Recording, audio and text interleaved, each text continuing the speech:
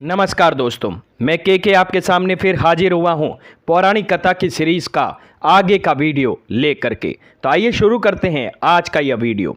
दोस्तों, हिंदू महाकाव्य के अनुसार माँ वैष्णो देवी ने भारत के दक्षिण में रत्नाकर सागर के घर जन्म लिया था। उनके लौकिक माता पिता लंबे समय तक निसंतान थे। देवी बालिका के जन्म से एक रात पहले रत्नाकर ने वचन लिया कि बालिका जो भी चाहे वे उसकी इच्छा के रास्ते में कभी नहीं आएंगे। माँ वैष्णो देवी को बचपन में त्रिकुटा नाम से बुलाया जाता था। बाद में भगवान विष्णु के वंश से जन्म लेने के कारण वे वैष्णवी कहलाई। जब त्रिकुटा 9 साल की थी तब उन्होंने अपने पिता से समुद्र के किनारे पर तपस्या करने की अनुमति चाही। त्रिकुटा ने राम के रूप में भगवान विष्णु से प्रार्थना की। सीता की खोज करते समय श्री राम ने अपनी सेना के साथ समुद्र के किनारे पहुंचे। उनकी दृष्टि गहरे ध्यान में लीन इस दिव्य बालिका पर पड़ जाती है।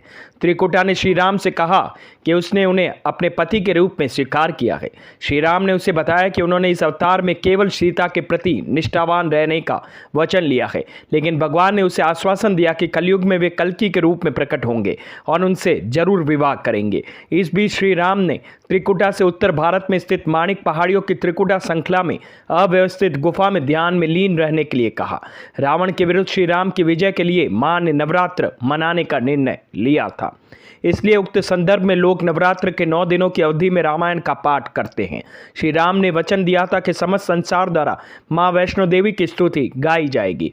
त्रिकुटा वैष्णो देवी के रूप में प्रसिद्ध होगी और सदा के लिए अमर हो जाएगी। समय के साथ साथ देवी माँ के लिए कई कहानियां उभरी। ऐसी एक कहानी है श्रीधर की।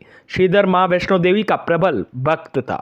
वे वर्तमान कटरा कस्बे में 2 किलोमीटर की दूरी पर स्थित हसड़ी गांव में रहता था। एक बार माँ ने एक मोहक युवा लड़की के रूप में उनको दर्शन दिए।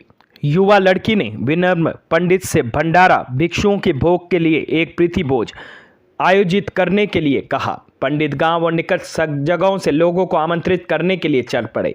उन्होंने एक स्वार्थी राक्षस भैरवनाथ को भी आमंत्रित किया।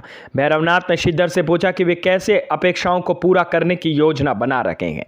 उसने श्रीधर को विफलता की स्थिति में बुरे परिणामों का स्मरण कराया। चूंकि पंडित जी चिंता में डूब गए, दिव्य बालिका प्रकट होती है और कहती है कि वे निराश न हो, सब व्यवस्था हो चुकी है। उन्होंने कहा 360 से अधिक श्रद्धालुओं को छोटी सी कुटिया में बिठा सकते हैं। उनके कई अनुसारी भंडारे में अतिरिक्त भोजन और बैठने की व्यवस्था के साथ निर्विघ्न आयोजन संपन्न होता है।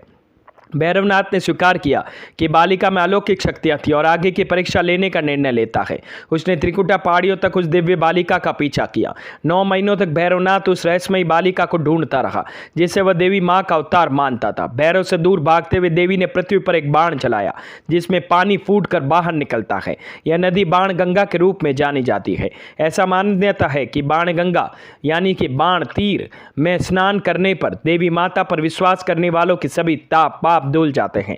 नदी के किनारे जिसे चरण पादुका कहा जाता है, देवी मां के पैरों के निशान है जो आज तक उसी तरह विद्यमान है। उसके बाद वैष्णो देवी ने अधकावरी के पास गर्भ जून में शरण ली, जहां वे 9 महीनों तक ध्यान मग्न रही और आध्यात्मिक ज्ञान और शक्तियों का प्राप्त किया।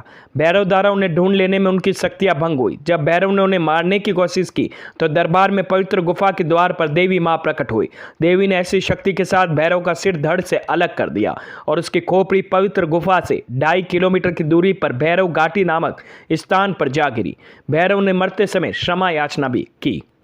देवी जानती थी उन पर हमला करने में पीछे भैरव की प्रमुख मंशा मोक्ष प्राप्त करने की थी। उन्होंने न केवल भैरव को पुण्य जन्म के चक्र से मुक्ति प्रदान की, बल्कि उसे वरदान भी दिया कि भक्त द्वारा यह सुनिश्चित करने के लिए तीर्थ यात्रा संपन्न हो चुकी है, यह आवश्यक होगा कि वह देवी माँ के दर्शन के बाद पवित्र गुफा के पास भैरवनाथ के मंदिर के भी दर्शन करे। इस बीच वैष्णो देवी ने 3 पिंड यानी 3 सर सहित एक चट्टान का आकार ग्रहण किया और सदा के लिए ध्यान मग्न हो गई।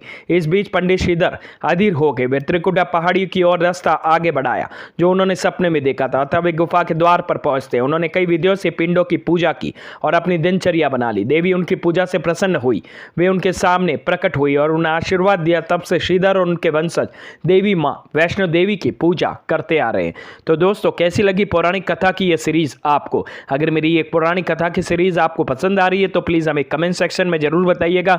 और हाँ, हमारा चैनल के सब जानता है आपको कैसा लगता है। प्लीज़ हमें लाइक शेयर सब्सक्राइब करना ना भूलें। धन्यवाद।